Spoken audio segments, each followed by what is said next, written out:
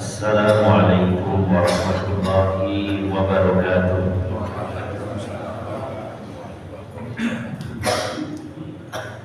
Alhamdulillahirabbil alamin wal aqibatu lil muttaqin wala udwana illa 'alal zalimin. Asyhadu an la ilaha illallah wahdahu la syarika lah wa asyhadu anna Muhammadan 'abduhu wa rasuluhu la nabiyya ba'dah. Allahumma salli wa sallim wa barik ala nabiyyina Muhammadin wa ala alihi wa sahbihi ajma'in. Wa qala Allah ta'ala fi kitabihil karim, ya ayyuhalladzina amanu taqullaha haqqa tuqatih wa la tamutunna illa wa antum muslimun, amma ba'd. Para alim ulama, para ustaz, para sesepuh yang senantiasa saya hormati dan saya muliakan, bapak-bapak dan ibu-ibu jamaah Masjid Al-Ikhlas yang dirahmati Allah Subhanahu wa ta'ala.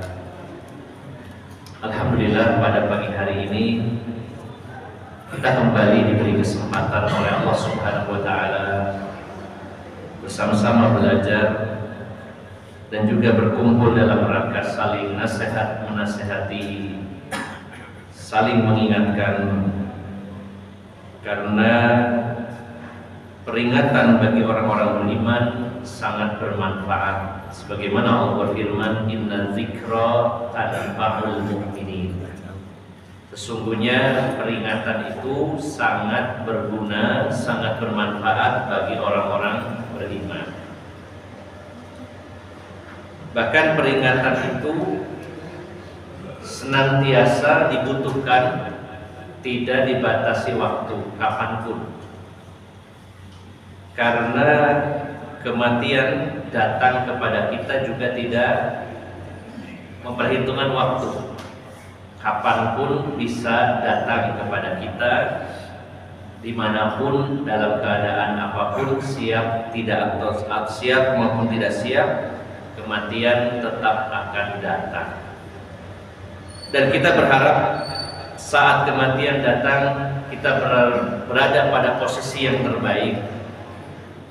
Maka disinilah pentingnya kita memperbanyak hadir di majelis ilmu, saling nasihat menasehati. Barangkali dalam waktu yang sangat dekat ajal kita akan datang, dan mudah-mudahan dalam keadaan yang terbaik, dalam keadaan husnul khotimah. Bapak Ibu yang dimuliakan Allah Subhanahu wa ta'ala, kita akan melanjutkan kajian kitab Talbis Iblis. Dan saya ingin menekankan bahwa di antara senjata iblis yang paling ampuh adalah senjata yang bernama syubhat. Diarahkan kepada orang-orang yang memang secara umum memiliki semangat sebenarnya dalam perkara agama. Namun biasanya iblis mentargetkan senjata ini, yaitu senjata syubhat, kepada orang-orang yang bersemangat tinggi namun masih kurang dalam sisi keilmuan. Dan ini banyak menimpa dari kita, atau di antara kita banyak yang terkena senjata syubhat ini karena semangat beragama yang menggebu-gebu, dan kita tentunya bersemangat dalam berpegang kepada dalil. Namun karena kurangnya ilmu, akhirnya dalil-dalil tersebut diselewengkan. Karena hakikat dari syubhat itu adalah kebatilan yang dibungkus dalil, kesesatan tapi dikemas dengan dalil-dalil syariat yang sudah dimanipulasi, atau dalil-dalil tersebut digunakan sesuai keinginan atau hawa nafsu orang-orang yang menyimpang tersebut.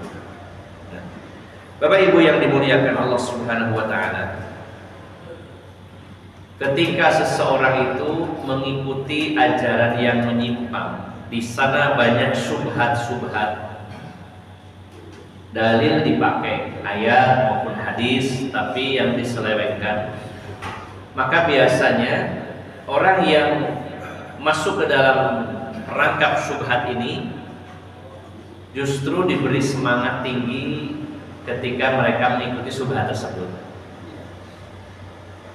Saya pernah belajar dan ngaji di salah satu kelompok yang terafiliasi ke Syiah, bahkan hampir 6 tahun lamanya.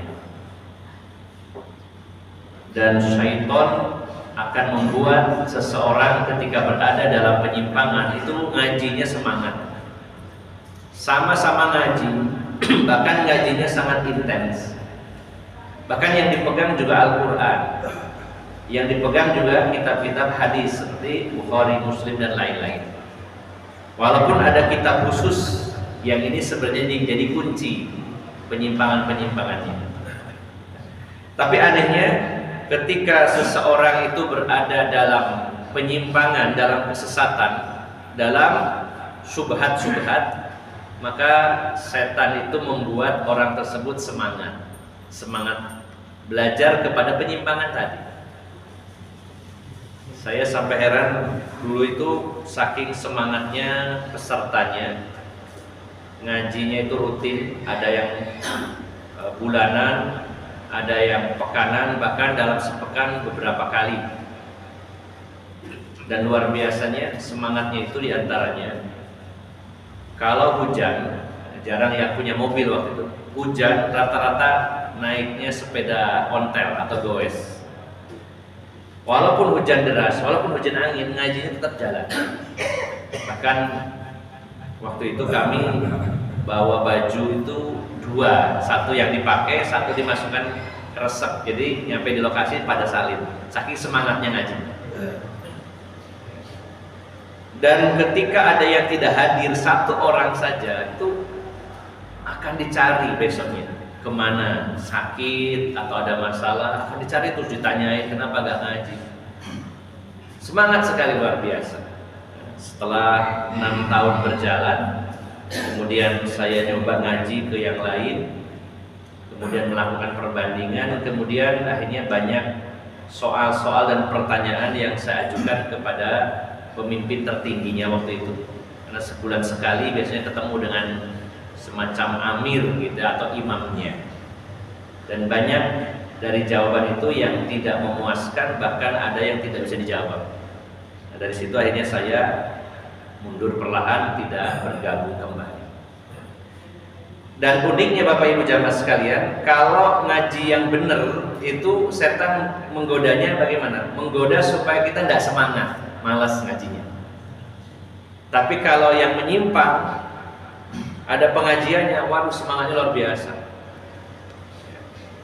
Karena memang sengaja supaya semakin jauh, semakin tersesat, maka dibuatlah semakin semangat di situ. Sedangkan ketika kita belajar yang benar, ngaji Quran, ngaji hadis, sesuai yang diamalkan oleh Rasulullah SAW dulu bagaimana? Biasanya justru penyakitnya adalah dibuat malas. Karena setan tahu ini yang benar, supaya tidak ketemu sama yang benar, dibuat malas. Nah, maka mudah-mudahan kalau saya dan dengan ada rasa malas, sebenarnya itu tanda juga bahwa setan menghalangi kita dari kebenaran, maka harus dilawan. Justru kalau ngaji, over semangatnya luar biasa tinggi, nah kita coba lakukan perbandingan dengan belajar kepada yang lain. Nah, baik, jadi Bapak Ibu jamaah sekalian, di antara talbis iblis yang sangat berbahaya adalah syubhat. Mereka menjebak manusia dalam kesesatan, tapi seolah-olah itu kebenaran. Makanya Imam Az-Zahabi pernah mengatakan dalam kitab Syiar Alamin Nubala, beliau mengatakan, yarawna annal quluba dha'ifah wasyubaha khattafah. Mereka, mayoritas para ulama pendahulu kita dulu memandang bahwa hati manusia itu lemah sedangkan syubhat itu menyambar-nyambar. Ini sudah saya kaji beberapa waktu lalu di Masjid Mujahidin tentang sambaran syubhat. Jadi hati ini lemah dan syubhat itu menyambar-nyambar setiap saat dan setiap waktu. Maka syubhat ini dilawan, atau obat dari syubhat ini adalah al-yaqin, yaitu ilmu. Karena syubhat ini adalah kebatilan yang dibungkus al-haq, kesesatan yang dikemas dalil, sehingga membuat banyak orang tertipu seolah mereka mengikuti dalil, seolah mereka mengikuti kebenaran, dan akan tersingkap syubhat ini dengan ilmu yang benar. Maka disinilah pentingnya kita terus memperdalam ilmu agama ini agar kita mengetahui dan bisa menyingkap syubhat-syubhat yang mungkin sebagiannya ada dalam keyakinan kita atau dalam pemikiran kita. Bapak Ibu jamaah sekalian yang dimuliakan Allah Subhanahu wa taala, pada beberapa waktu yang lalu kita sudah membahas bagaimana syubhatnya akidah orang-orang Khawarij, di mana mereka selalu membawakan dalil baik Al-Qur'an maupun hadis, tapi nyatanya mereka menyimpang. Ketika mereka mengatakan para pelaku dosa besar, mereka telah kafir, keluar dari Islam. Pelaku dosa besar ini selain syirik ya. Kalau syirik memang perbuatan-perbuatan syirik mengeluarkan pelakunya dari Islam. Tapi orang-orang Khawarij berpendapat, memiliki keyakinan dosa-dosa besar ketika dilakukan oleh seseorang maka pelakunya keluar dari Islam, disebut kafir. Ya, ada echonya ya sedikit. Jelas Pak suaranya ya, barangkali kurang jelas. Mereka pun mengatakan atau berpendapat demikian bahwa pelaku dosa itu kafir karena juga berdasarkan dalil, ada hadis yang mereka gunakan. Di antaranya Rasulullah SAW bersabda, la yazni zani hina zina wa huwa mu'min, wa la yasriqu sariq hina saraqah wa huwa mu'min. Memang ada hadis sahih, Rasulullah bersabda, tidaklah seseorang itu berzina kalau dia mukmin. Seseorang yang berzina ketika dia zina itu tidak mungkin, kecuali orang yang mukmin itu harusnya tidak berzina. Tidaklah berzina kalau orang itu beriman, dan tidaklah mencuri seorang pencuri kalau dia itu beriman. Lalu mereka menyimpulkan, kalau orang yang berzina dan mencuri itu tidak dikatakan tidak beriman, berarti kafir. Maka pelaku dosa besar hukumnya kafir, orangnya keluar dari Islam. Jadi kalau ada orang berzina, mencuri, ghibah, itu termasuk dosa besar, maka itu dianggap sebagai orang yang keluar dari Islam, kafir. Mereka pun menggunakan dalil, bahkan seluruh dari ajaran-ajarannya juga berdalil baik dengan Quran maupun hadis-hadis Nabi Sallallahu Alaihi Wasallam. Jadi Bapak Ibu jamaah sekalian yang dimuliakan Allah Subhanahu Wa Taala, disinilah kita pentingnya mendalami Al-Quran dan hadis sesuai yang dimau oleh Allah Subhanahu Wa Taala.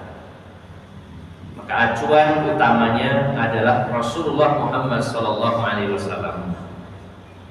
Ketika kita membaca dalil dari Al-Quran, membaca dalil dari hadis-hadis Nabi Sallallahu Alaihi Wasallam, maka kita mencari tahu lebih jauh bagaimana mempraktekannya dan bagaimana dulu Rasulullah menjalankannya. Nah, sehingga apa yang kita pahami dari Quran dan hadis ini sesuai dengan yang Allah inginkan, bukan sesuai dengan keinginan hawa nafsu manusia.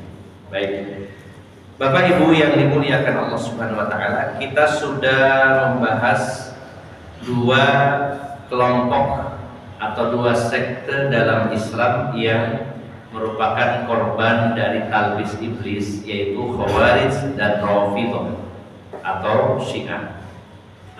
Di kitab Talbis Iblis ini sebenarnya penulis hanya menyebutkan dua kelompok ini, kemudian menambahnya dengan kelompok batiniyah. Sedangkan sekte-sekte yang menyimpang itu jumlahnya sangat banyak. Kita sudah mempelajari pada bab-bab awal kitab ini tentang perpecahan yang muncul di tubuh kaum muslimin, di mana Islam terpecah menjadi 73 kelompok yang semuanya masuk neraka kecuali satu kelompok. Maka yang 72 kelompok kita sudah bahas, mereka adalah orang-orang yang menyimpang dalam agama ini. Sedangkan dalam kitab ini hanya disebutkan beberapa saja, terutama kelompok Khawarij dan kelompok Syiah. Pada kesempatan yang berbahagia ini saya tambahkan, ini sebenarnya tidak tercantum dalam kitab ini, namun ini sangat penting agar kita mengenal di antara kelompok-kelompok yang menyimpang sehingga kita bisa mengantisipasinya dan tidak mudah jatuh ke dalamnya. Kelompok berikutnya Bapak Ibu jamaah sekalian yaitu kelompok Mu'tazilah. Kelompok Mu'tazilah. Kelompok ini muncul pada abad kedua Hijriah, tepatnya di antara tahun 105 sampai 110 Hijriah, di mana saat itu para tabi'in masih hidup. Bahkan pencetus ajarannya adalah Wasil bin Atha, salah satu murid dari Imam Hasan Basri, dan Imam Hasan Basri adalah seorang tabi'i. Sesuai namanya Mu'tazilah, dari kata i'tazala ya'tazilu, memisahkan diri secara bahasa artinya.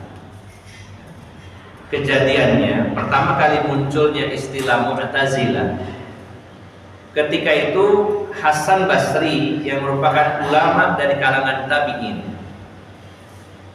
beliau didatangi seseorang yang berkonsultasi, bertanya, ya seperti ini sedang ngaji, ada orang bertanya, "Wahai Imam Hasan Basri, saya ingin bertanya, orang-orang Khawarij meyakini bahwa pelaku dosa besar itu telah kafir. Siapa yang melakukan dosa besar itu telah kafir. Sedangkan kebalikannya orang-orang Murji'ah, sesuai namanya, orang yang rojaknya terlampau tinggi, ya, overdosis dalam bab rojak, harapannya itu terlalu besar. Di mana orang-orang Murji'ah meyakini bahwa orang yang berdosa tidak sedikit pun berpengaruh kepada imannya.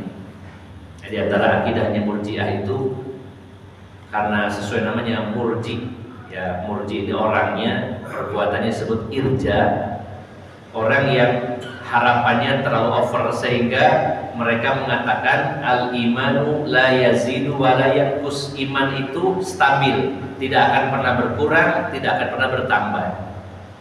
Kalau orang itu sudah beriman, apakah dia ahli ibadah atau ahli maksiat, sama saja, tidak masalah, tidak pengaruh terhadap imannya.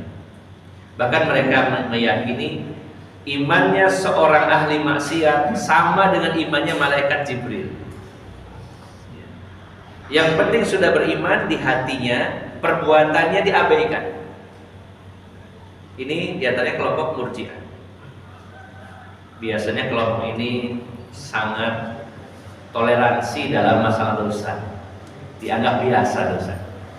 Maka seorang laki-laki bertanya kepada Imam Hasan Basri, kalau di kelompok Khawarij orang yang berdosa besar itu kafir, sedangkan di Murji'ah justru tidak berpengaruh kepada imannya. Mau berdosa, mau jadi ahli ibadah, imannya sama. Lalu bagaimana pandangan Ahlus Sunnah berkaitan dengan orang yang melakukan dosa besar? Maka waktu itu Imam Hasan Basri masih berpikir untuk memberikan jawaban. Beliau diam untuk memberikan jawaban, untuk berpikir. Tiba-tiba salah satu muridnya angkat tangan dan dengan lancangnya memberi jawaban. Dia adalah Wasil bin Atha. Dia mengatakan bahwa orang-orang yang berdosa dan dosanya dosa besar itu bukan mukmin, bukan kafir. Dia nggak mukmin, dia nggak kafir. Sehingga nantinya akan jadi salah satu akidah Mu'tazilah, yaitu manzilah bainal manzilatain. Satu kedudukan di antara dua kedudukan, antara kafir dan mukmin. Jadi kata dia, orang yang berdosa, melakukan dosa besar, itu yang tidak beriman juga tidak kafir, tengah-tengah. Setelah itu orang ini hanya memisahkan diri di pojokan masjid, lalu mempengaruhi murid-murid yang lainnya. Maka memisahkan diri ini dalam sisi bahasa, dalam bahasa Arab disebut i'tazala ya'tazilu, memisahkan diri, sehingga orang-orang yang memisahkan diri dari majelisnya Imam Hasan Basri ini akhirnya digelari dengan sebutan nama Mu'tazilah. Ini baru salah satu akidahnya. Dan anehnya Bapak Ibu jamaah sekalian, ketika pendapat ini dicetuskan, banyak yang mengikuti bahwa orang yang melakukan dosa besar itu ya nggak beriman, dia nggak kafir, tapi di akhirat mereka kekal di neraka. Anehnya. Nah setelah itu Imam Hasan Basri akhirnya memberikan penjelasan, memberikan jawaban. Orang-orang mukmin yang berdosa dengan dosa besar, maka dia tetap mukmin, tapi mengurangi kesempurnaan imannya, atau dengan kata lain, dia mukmin yang fasik. Fasik itu al-khuruju an ta'atillah, keluar dari ketaatan. Statusnya dia masih muslim, dia masih mukmin, tidak sampai kafir, tapi imannya berkurang, kesempurnaan imannya berkurang. Ini adalah jawaban yang tepat dan berada di tengah-tengah. Sedangkan Khawarij mengkafirkan, Murji'ah mengatakan tidak masalah, tidak berpengaruh pada imannya. Sedangkan Mu'tazilah mengatakan orang yang berdosa besar itu tidak kafir dan tidak mukmin, tapi di akhirat kekal di dalam neraka. Kemudian Bapak Ibu jamaah sekalian yang dimuliakan Allah Subhanahu wa taala, akhirnya ada beberapa ajaran yang diadopsi orang-orang Mu'tazilah ini.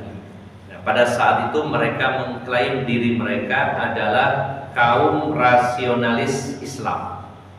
Jadi ciri khas dari Mu'tazilah itu adalah mengutamakan akal, bahkan melebihi Al-Quran dan hadis. Salah satu kaidah mereka adalah mereka mengatakan idza ta'aradal aqlu bin naqli qudimal aqlu 'ala naqli. Jika akal bertentangan dengan nakal, nakal itu ya kita mendengar istilah menukil, ya. Nakal maksudnya nakal itu adalah dalil Al-Quran dan hadis yang sahih. Mereka punya kaidah, kalau akal kita bertentangan dengan nakal, dengan dalil, khudimal aqlu 'ala naqli, dahulukan akal daripada dalil. Al-Quran dan hadis dikalahkan dengan akal. Mereka adalah orang-orang yang mendewa-dewakan akal mereka. Dan mereka pun menggunakan dalil-dalil Al-Quran tentang pujian Allah kepada orang-orang yang berakal. Memang betul banyak ayat di dalam Al-Quran Allah mengatakan afala ta'qilun. Tidakkah kamu menggunakan akalmu, tidakkah kamu berpikir? Fa'tabiru ya ulil absar. Ambillah ibrah, pelajaran wahai orang-orang yang berakal. Dan juga disebut dalam Al-Quran disebut ulul albab, yaitu orang-orang yang berakal. Islam sangat menghargai akal manusia. Islam juga memerintahkan kita untuk benar-benar menggunakan akal kita, tetapi bukan untuk menentang Al-Quran dan hadis, tapi justru harus selaras dengan Al-Quran dan hadis. Kalau ada ayat atau hadis yang dirasa tidak masuk akal, bertentangan dengan akal, maka itu karena akal kita yang tidak sampai, bukan disalahkan ayatnya atau hadisnya. Nah, berbeda dengan orang kaum rasionalis, mereka sangat mengagungkan akal-akal mereka. Dan pada hari ini Bapak Ibu jamaah sekalian, kaum rasionalis Islam itu masih ada, bahkan banyak. Walaupun mereka tidak secara penuh mengikuti ajaran Mu'tazilah, ya, pada hari ini mereka mencomot beberapa bagian dari akidah Mu'tazilah. Sama dengan Khawarij secara murni. Khawarij yang murni bisa jadi tidak ada, tapi ada kelompok-kelompok yang mengadopsi ajaran-ajaran Khawarij walaupun sebagian. Di antaranya kalau ciri khas mungkin diistilahkan Khawarij gaya baru, kelompok-kelompok yang gampang mengkafir-kafirkan kelompok lain atau orang lain. Mereka mengadopsi sebagian dari ajaran Khawarij yang memang kebiasaan mereka adalah mudah dalam memvonis kafir orang lain. Itu ada di beberapa kelompok. Ya, kalau ada satu kelompok di situ kok gampang sekali mengkafirkan orang lain, hati-hati, dia bisa jadi ya terkontaminasi dengan ajaran Khawarij. Tapi kalau ada kelompok-kelompok yang sangat mengeluh-elukan, mengagungkan akal melebihi batasnya, mereka mengadopsi sebagian dari akidahnya Mu'tazilah yang dicetuskan pada abad kedua Hijriah.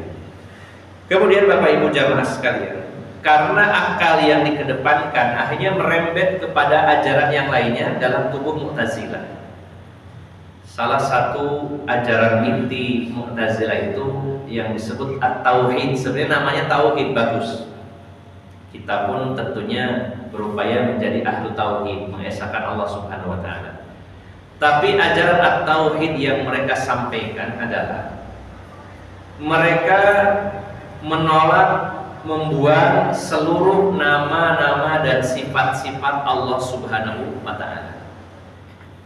Jadi Bapak Ibu jamaah sekalian, menurut mereka ya, sebenarnya mereka berniat baik, tujuannya baik, tapi dengan cara yang salah. Mereka mengatakan kalau Allah itu punya sifat berarti sama dengan makhluk, dan itu tidak mungkin, maka dibuanglah sifat itu. Karena akal ya Pak yang digunakan. Kalau Allah itu bisa melihat, ya, salah satu sifat Allah, Allah maha melihat, berarti kan sama dengan makhluk. Makhluk juga melihat, nggak ada bedanya. Dan itu tidak mungkin kata mereka. Maka Allah itu tidak punya sifat melihat. Kalau Allah punya sifat kalam, ya, kalam berbicara. Padahal dalam Al-Quran Allah jelas mengatakan wa kallamallahu Musa takliman. Wa kallamallahu Musa takliman. Dan Allah berbicara kepada Nabi Musa dengan sebenar-benar pembicaraan. Kata mereka kalau Allah itu bisa ngomong, apa bedanya dengan manusia yang bisa ngomong? Dan itu tidak mungkin. Maka Allah tidak punya sifat bicara. Jadi seluruh sifat Allah seperti itu. Sepertinya benar ingin mensucikan Allah, ya, ingin mensucikan Allah. Allah itu tidak sama dengan makhluk. Tapi endingnya mereka melakukan ta'til, yaitu membuang seluruh nama dan sifat Allah Subhanahu wa Ta'ala. Inilah diantara salah satu ajaran Mu'tazilah yang disebut oleh mereka ajaran At-Tauhid, yaitu membuang seluruh nama dan sifat-sifat Allah Subhanahu wa Ta'ala. Padahal nama-nama dan sifat-sifat Allah tersebar di dalam Al-Quran, di dalam hadis-hadis yang sahih. Bahkan Allah menyatakan walillahil asmaul husna fad'uhu biha. Allah itu punya nama-nama yang baik, maka berdoalah dengan nama-nama tersebut. Bahkan Rasulullah juga menegaskan inna lillahi tis'un wa tis'ina asma. Sesungguhnya bagi Allah itu ada 99 nama. Siapa yang menghafalnya dia masuk surga. Dalam arti di sini pengertiannya bukan dihafalkan saja, tapi difahami, dan nama-nama itu menjadi bagian dari doa-doanya atau selalu disebut dalam doa-doa kita, dan juga termasuk nama-nama itu dihadirkan dalam kehidupan kita, bukan hanya dihafal. Contohnya begini, misalkan salah satu nama Allah adalah Ar-Razzaq, Zat yang maha memberi rezeki. Bukan hanya dihafalkan nama itu, tapi diyakini bahwa Allah itu memang satu-satunya zat yang memberi rezeki. Kemudian dipraktekkan dalam kehidupan kita bahwa kita hanya meyakini pemberi rezeki itu hanya Allah dan minta rezeki juga hanya kepada Allah. Lalu dirinci rezeki itu ada rezeki yang rizqun bisababin wa rizqun bighairi sabab.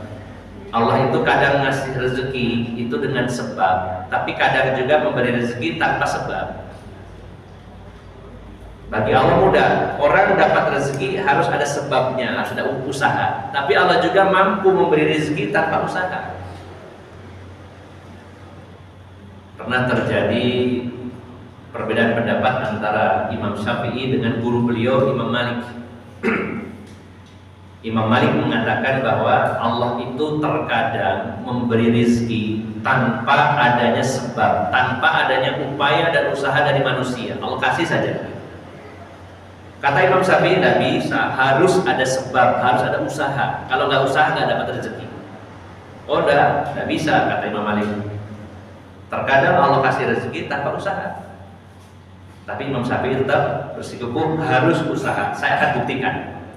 Maka beliau Imam Syafi'i pergi berjalan ke kampung, lalu ada orang kampung yang sedang memanen kurma. Imam Syafi'i menawarkan, bolehkah saya bantu memanen kurma ini, tapi nanti ada upahnya berupa kurma. Oh ada, silakan.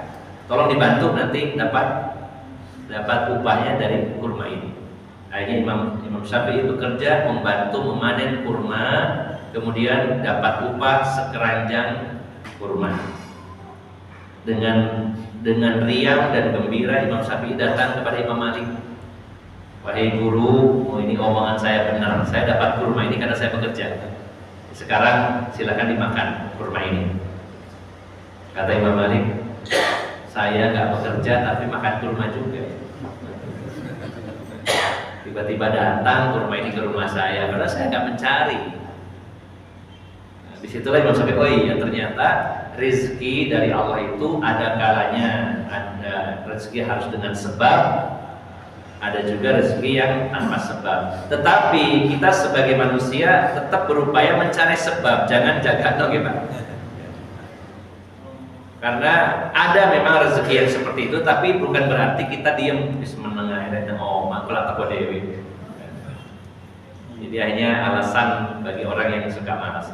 Nah contoh, jadi ketika kita memahami salah satu nama Allah Ar-Razzaq, bukan hanya dihafal. Nah sebagian dari saudara kita itu membaca hadis tadi, siapa yang menghafal 99 nama Allah pasti masuk surga, dihafal atau dibaca tiap hari. Dilakukan, ada dianggap bahwa ini yang di Quran di sampulnya itu adalah 99 nama, lalu dihafalkan. War-Rahmanur Rahimul Malikul Qudusus Salamul Mu'minul Muhaiminul Azizul Jabbar dan seterusnya ada. Nah dihafalkan saja dengan catatan kalau hafal pasti masuk surga. Tidak cukup dihafal, tapi dipahami, dihadirkan dalam doa-doa kita, bahkan dalam kehidupan kita. Bahkan ketika membahas satu nama saja itu luar biasa. Contohnya tadi Ar-Razzaq, begitu dalam maknanya. Sehingga di sana kita memahami bahwa kita tidak boleh minta rezeki kepada selain Allah. Yang Ar-Razzaq itu cuma Allah. Kalau seluruh nama Allah itu dipahami secara mendalam, luar biasa. Efeknya sangat luar biasa dalam kehidupan kita. Nah, sedangkan oleh orang-orang Mu'tazilah, nama-nama dan sifat-sifat Allah itu semuanya dibuang. Semuanya dibuang. Karena dengan akalnya tadi, kalau Allah punya sifat yang sifat-sifatnya kok sama dengan manusia, dan itu tidak mungkin. Nah, kalimat tidak mungkinnya benar sebenarnya, tapi jatuhnya kepada kesalahan adalah karena yang pertama mereka menyamakan, yang kedua membuang. Jadi Bapak Ibu jamaah sekalian, dalam ajaran At-Tauhid yang dipegang orang-orang Mu'tazilah ini ada dua kesalahan. Yang pertama menyamakan Allah, yang kedua membuang. Bagaimana menyamakan? Mereka mengatakan kalau Allah itu bisa bicara berarti sama dengan makhluk. Nah, kalimat sama dengan makhluk ini kesalahan. Lalu mereka meralat, tidak mungkin sama. Kalau begitu dibuang sifat Allah. Padahal simple, Allah itu punya sifat, kita yakini, kita tetapkan. Dan sifat-sifat Allah itu ada, tapi tidak sama dengan makhluk. Bukan harus dibuang. Allah berbicara, punya sifat kalam, tapi berbicaranya Allah tidak sama dengan makhluk. Bukan harus dibuang sifat tersebut. Karena Allah sudah menyatakan dengan tegas, laisa kamitslihi syai'un wa huwas samiul basir. Wa huwas samiul basir. Tidak ada yang semisal, serupa dengan Allah, dan Allah Maha mendengar lagi Maha melihat. Ini dalil gabungan. Di penggalan pertama Allah mengatakan tidak ada yang sama dengan Allah, tapi Allah mendengar dan melihat. Jadi Allah mendengar, Allah melihat, tapi tidak sama dengan pendengaran dan penglihatannya makhluk termasuk manusia. Jadi ini diantara ajaran Mu'tazilah at-Tauhid. Mereka mengatakan Allah itu tidak punya sifat dan Allah tidak punya nama. Kemudian di antara ajarannya mereka dalam masalah bab takdir. Bab takdir mereka berkiblat mengadopsi ajaran dari Qadariyah. Bapak Ibu jamaah sekalian, dalam akidah Qadariyah ini spesifik dalam masalah takdir. Orang-orang Qadariyah itu menolak adanya takdir, bahwa semua yang terjadi ini tidak melibatkan Allah sama sekali. Murni manusia yang menentukan. Jadi akidah Qadariyah itu menolak adanya takdir. Allah tidak mentakdirkan, ini tanggung jawab kita sendiri 100%. Allah nggak terlibat di situ. Sedangkan lawannya ada kelompok Jabriyah. Jabr artinya memaksa. Mereka sebaliknya, justru apa yang terjadi, apa yang kita lakukan, kita tidak punya andil. Semuanya ditekan, dipaksa oleh Allah. Kalau kita melihat sepintas sepertinya benar, karena masing-masing menggunakan dalil yang sepotong. Kata yang Jabriyah, Allah itu mentakdirkan semuanya dan kita tidak punya wewenang sama sekali. Nah, takdirnya benar, tapi kata-kata manusia tidak salah, tidak terlibat di dalamnya. Kata orang-orang Jabriyah, manusia itu seperti wayang yang digerakkan dalam. Ya, apa yang diinginkan dalam, wayangnya tidak berkuasa menolak, tidak punya pilihan. Sedangkan Qadariyah sebaliknya, Allah menciptakan manusia, lalu Allah tidak terlibat dengan apa yang dilakukan manusia. Nah, ini agak dalam sebenarnya kalau dibahas tentang takdir ini. Sedangkan dalam akidah Ahlus Sunnah, bahwa semua yang terjadi, semua yang dilakukan manusia itu memang atas takdir Allah, tapi manusia diberi kesempatan untuk memilih mana yang benar, mana yang tidak. Karena manusia tidak diberitahu tentang takdirnya. Nah, kalau mengikuti ajaran Jabriyah, ini yang enak para koruptor. Kalau saya ini korupsi karena takdir kok. Ya, saya lo gak berkuasa apa-apa. Ini sudah Allah yang tetapkan. Yang kalau mau salah, salahkan Allah yang mentakdirkan saya jadi koruptor. Ya, saya gak terlibat di sini. Ini semuanya perbuatan Allah. Nah, itu Jabriyah. Sedangkan orang-orang Qadariyah, mereka tidak mengakui adanya takdir. Allah itu gak ikut-ikut, gak punya wewenang di situ. Kita semua yang melakukannya. Terus kalau kita yang menentukan, berarti sebenarnya hidup ini harusnya enak. Kalau semuanya ditentukan kita, harusnya hidup itu enak. Misalkan ya, kalau kita yang menentukan, ya berarti kan kita harusnya hidup kaya. Semua orang ingin kaya. Kalau hidup ini ditentukan oleh kita, mungkin sampai hari ini kita nggak tua. Pinginnya saya itu nggak tua, punya keinginan, tapi buktinya tetap tua. Berarti kita tidak punya kuasa di situ. Meninggalnya orang-orang yang kita cintai, kalau kita ini punya kuasa, pasti inginnya jangan meninggal. Tapi buktinya tidak bisa melawan takdir. Berarti takdir itu ada. Jadi Bapak Ibu jamaah sekalian, Allah Subhanahu wa taala yang menetapkan, yang mentakdirkan, namun dirahasiakan kepada hambanya, sehingga kita harus berbuat dan jangan beralasan dengan takdir. Kalau ada orang beralasan saya mencuri, saya korupsi karena takdir, kenapa dia tidak jadi orang yang baik lalu mengatakan takdir juga? Kenapa dia memilih jadi orang yang jelek? Itu artinya takdir sudah ditetapkan, tapi kita tidak tahu takdir kita, sehingga kita tahunya berusaha. Mana yang benar kita ikuti, yang salah kita tinggalkan. Jalan ke surga kita tempuh, jalan ke neraka kita hindari. Nah, sedangkan orang-orang Mu'tazilah ini dalam masalah takdir mengadopsi ajaran Qadariyah. Jadi sebenarnya dalam satu kelompok, dalam satu sekte, ada kalanya ajaran potongan-potongan dari ajaran itu mengambil dari kelompok lain.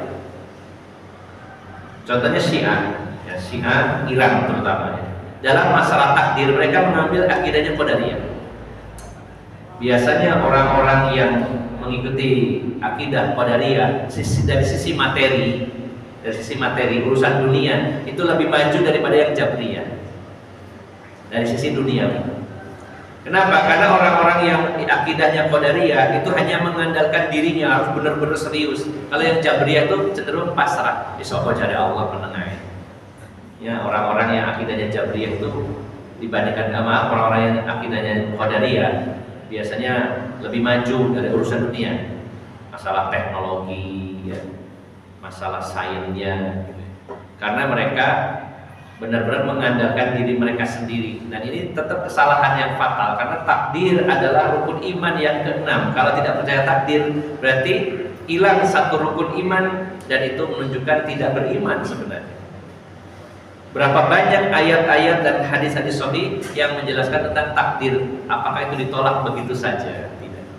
Nah, jadi Bapak Ibu jamaah sekalian, saya simpulkan sekilas tentang Mu'tazilah ini. Ini sebagai tambahan karena di kitab ini tidak dicantumkan, yang sebenarnya banyak sekali penyimpangan-penyimpangan dari sekte-sekte yang ada. Salah satunya Mu'tazilah yang muncul di abad kedua Hijriah, dan salah satu dari murid Imam Hasan Basri yang bernama Wasil bin Aqam sebagai pencetusnya. Di antara akidahnya adalah bahwa orang yang berdosa besar itu tidak mukmin dan tidak kafir, tapi berada di antara keduanya, namun di akhirat kekal di dalam neraka. Kemudian yang kedua, mereka memiliki ajaran yang menyimpang dalam masalah tauhid, yaitu membuang seluruh nama dan sifat-sifat Allah Subhanahu wa taala. Yang nanti rentetannya melahirkan akidah baru juga. Ketika ada di antara mereka yang mantan Mu'tazilah lalu mendirikan sekte baru yang lainnya, ya, pada kesempatan yang lain. Kemudian yang ketiga, mereka dalam bab takdir mereka mengikuti menganut akidahnya Qadariyah yang tidak percaya dengan takdir. Nah, dan kita Bapak Ibu jamaah sekalian, mari kita berupaya usaha terus belajar mendalami agama ini, jangan sampai kita terbawa dan terjebak dalam akidah-akidah yang menyimpang, yang itu sebenarnya hasil dari talbis iblis, tipu daya iblis kepada Bani Adam. Setelah kita membahas tentang penyimpangan-penyimpangan dalam berbagai agama, kita membahas penyimpangan-penyimpangan yang ada dalam tubuh Islam yang nantinya akan mengerucut, yaitu penyimpangan-penyimpangan yang terjadi di tubuh Islam yang lurus, yang lurus secara akidah, tapi disimpangkan dalam sisi yang lainnya, mungkin dari sisi fikih, mungkin dari masalah riya dan sebagainya. Nanti akan kita bahas pada kesempatan selanjutnya. Bapak Ibu jamaah sekalian yang dimuliakan Allah Subhanahu wa taala, karena ini hari aktif, hari efektif, hari kerja, tadi ada masukan dari ya Takmir untuk mengurangi lagi durasi kajian, karena memang saya akui juga di Al-Ikhlas ketika ngaji bersama saya termasuk paling lama ya, dibandingkan subuh di An-Nur, kemudian di Al-Hidayah Peri itu cuma 20 menit kadang setengah jam, karena di sini ngaji kitab seringkali kebablasan. Mohon maaf jika kajian selama ini terlalu lama sehingga bapak-bapak yang harus bekerja, jadi terganggu dan tersita waktunya. Sehingga saya kurangi durasi kajian Selasa Ganjil, walaupun mungkin hanya sedikit yang bisa kita bahas, namun mudah-mudahan sebagai tambahan ilmu dan wawasan bagi kita semuanya. Semoga yang sedikit ini bisa kita pahami dan bisa kita amalkan. Demikian Bapak Ibu jamaah sekalian, semoga bermanfaat. Mohon maaf atas segala kekurangan. Aqulu qouli hadza wa astaghfirullah li wa lakum wa akhiru da'wana alhamdulillahirabbil alamin. Subhanakallahumma wa bihamdika asyhadu an la ilaha illa anta astaghfiruka wa atubu ilaik. Wassalamualaikum warahmatullahi wabarakatuh.